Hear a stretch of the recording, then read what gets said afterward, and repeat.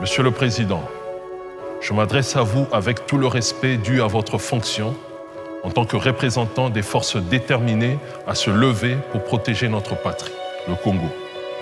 Dans notre lettre datant d'il y a 1 an déjà, nous avons exprimé notre constat amer selon lequel, malgré la longue durée du conflit qui nous oppose au Rwanda de Kagame, aucune solution efficace n'a vu le jour. Bien que la solution diplomatique ait été privilégiée, avec l'intervention des troupes étrangères, dont la mission exacte demeure floue à ce jour, cette option a démontré son inefficacité face à de menaces persistantes. Dans cette impasse, nous ressentons avec une urgence indomptable la nécessité de réaffirmer notre position initiale, soulignant que notre analyse était fondée et que la situation actuelle confirme malheureusement nos préoccupations d'alors. Face à la souffrance insoutenable de nos compatriotes, nous ne pouvons plus rester spectateurs. Notre appel initial lancé avec détermination il y a 1 an résonne toujours avec force. Nous avons réussi à fédérer les différentes factions militaires de notre pays, rassemblant les ex-FAS, les ex-Tigres Katangais, les ex-FAC, les ex-MLC, ainsi que des officiers d'origine congolaise servant dans les armées étrangères. Ensemble, nous constituons une force nationale, une phalange des fils du terroir, la seule capable d'être loyale et inébranlable pour la défense de notre patrie. En tant que militaires, nous sommes prêts à quitter nos zones de confort afin de mener la guerre jusqu'à Kigali si la situation l'exige, emboîtant ainsi le pas à d'autres nations confrontées à des menaces similaires. Il est impératif de souligner que même nos anciens, les vétérans parmi nous, comme les anciens FAS, les anciens gendarmes katangais, doivent être pleinement intégrés. Leur expérience représente un atout inestimable en ces temps critiques. La puissance d'une armée dépend grandement de la présence des cadres chevronnés. Les anciens FAS et les gendarmes katangais parmi nos rangs ont une expérience de guerre inestimable. Certains d'entre eux ont déjà participé à cette guerre et possèdent une connaissance inégalée de la région. Dans l'est du Congo, la souffrance atteint des proportions insoutenables. Les cris de nos compatriotes résonnent comme des lamentations, dans une symphonie de malheur. Les atrocités du Rwanda de Kagame ont transformé nos villages en champs de carnage. La mort et la destruction s'installent comme des hôtes indésirables. Le tableau est sombre, maculé du sang innocent de nos compatriotes. Les massacres et viols déchirent le tissu de notre société. Les femmes, victimes silencieuses, voient leur dignité piétinée. Les enfants grandissent dans l'ombre de la terreur. La terre, jadis fertile, est désormais gorgée du sang de nos compatriotes. Les maisons et champs sont ravagés par les flammes de la haine. L'Est du Congo est devenu un théâtre de désolation, où la mort et la destruction dictent leurs lois. Face à cette tragédie, les paroles sont impuissantes. L'heure exige des actions concrètes, une réponse immédiate à la détresse de notre peuple. Nous ne pouvons plus nous contenter de garder le silence. L'Éternel combattra pour vous. D'ailleurs, est-ce que notre armée a vraiment gardé le silence? La réponse est non, car les FARDC n'ont pas arrêté à travers des communiqués intempestifs d'accuser, de blâmer, de pointer du doigt, de dénoncer, de mettre à témoin et autres formes de plaintes et que sais-je encore. Dans cette nuit noire de désolation, nos concitoyens crient leur douleur. Mais au lieu d'une réponse audacieuse, ce sont des lamentations. Les lamentations de nos propres défenseurs qui retentissent. Les plaintes des FARDC. Leurs plaintes, au lieu d'être un cri de vaillance, révèlent plutôt une litanie de faiblesse et d'inaction. Les communiqués, loin d'être des actes de bravoure, se transforment en notes de plainte, en dénonciations stériles qui masquent la véritable poltronnerie qui règne au sein de nos forces armées. La puissance des mots est utilisée non pour défendre notre peuple, mais pour exprimer une impuissance déconcertante. Les dénonciations au lieu d'être des appels à l'action, deviennent des aveux involontaires de la défaillance de nos défenseurs. Les FARDC, au lieu de se dresser comme des remparts impénétrables, se plaignent des obstacles, accusent sans prendre les mesures décisives qui s'imposent.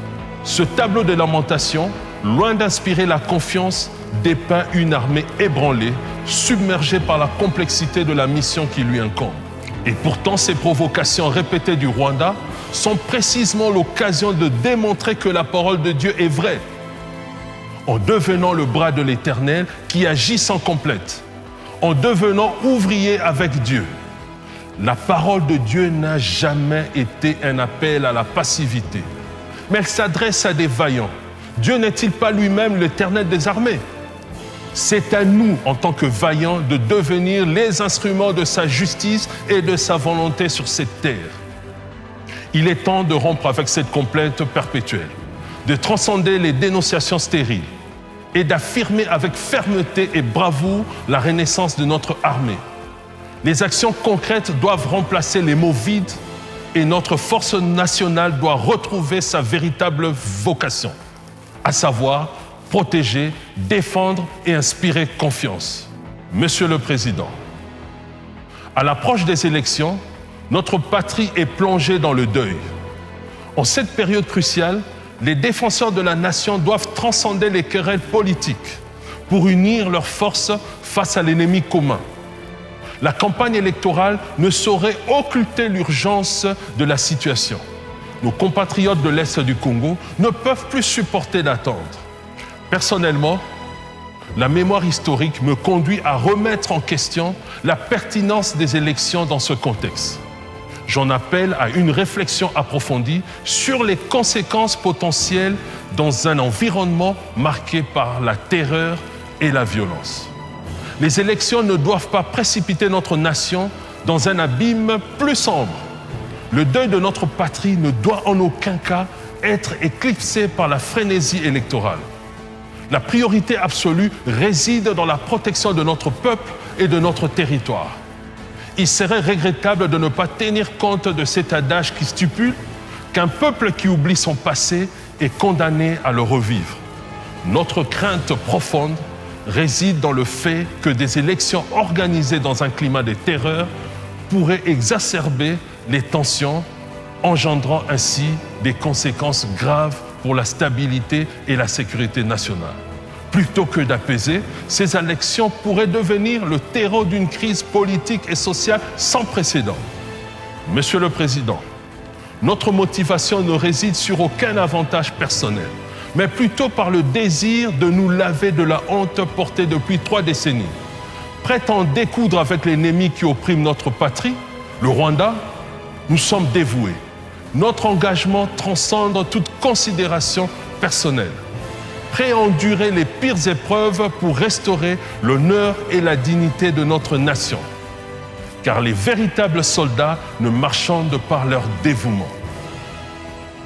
En arborant cette tenue, nous nous imprégnons de l'héritage des vaillants qui ont offert leur existence pour la défense inébranlable de notre nation. Nous nous devons d'être les successeurs légitimes de nos héros militaires qui ont porté cette tenue avec une fierté, parmi lesquels nous pouvons citer le général Mbuzamabe, le général Baouma et le colonel Mamadou Dala. Notre engagement résolu résonne comme un écho de leur bravoure, prêts à perpétuer leur héritage avec une dignité inflexible et une détermination inébranlable. En coiffant fièrement le béret noir, emblème de la justice militaire, nous arborons notre bannière, symbole vibrant de notre quête infatigable de justice pour notre peuple. Notre serment solennel résonne dans chaque pli de ce béret noir, représentant non seulement la justice, mais aussi le commandement indoptable des opérations spéciales. Notre engagement est sans faille. Nous pénétrerons au cœur même du dispositif ennemi, isolant avec détermination les traîtres congolais qui ont trahi leur nation et bradé leur dignité en pactisant avec des forces étrangères. Sous ce béret, chaque initiative sera menée avec un sens aigu de la responsabilité envers notre patrie. guidés par la volonté inébranlable de restaurer l'honneur et la souveraineté nationale. En arborant ces symboles, nous honorons l'héritage des héros militaires du monde entier, portant avec fierté le poids de leurs sacrifices. Chaque pli de notre tenue résonne comme un témoignage de leur courage, et chaque pas que nous ferons vers Kigali, bastion de l'ennemi, est un hommage à leur indomptable dévouement. Notre engagement, c'est de perpétuer cette histoire, d'écrire un nouveau chapitre dans la défense de notre patrie, avec la résilience comme manteau et les idéaux de justice, de liberté et de dignité nationale comme boussole. Monsieur le Président, en m'adressant à vous, je le fais avec la solennité qui sied à un officier dévoué à la défense de notre patrie. Notre respect pour l'institution présidentielle demeure inébranlable, indépendamment des résultats des prochaines élections. Notre appel provient du devoir sacré envers notre terre et du profond respect que nous vouons aux charges inhérentes à votre fonction présidentielle.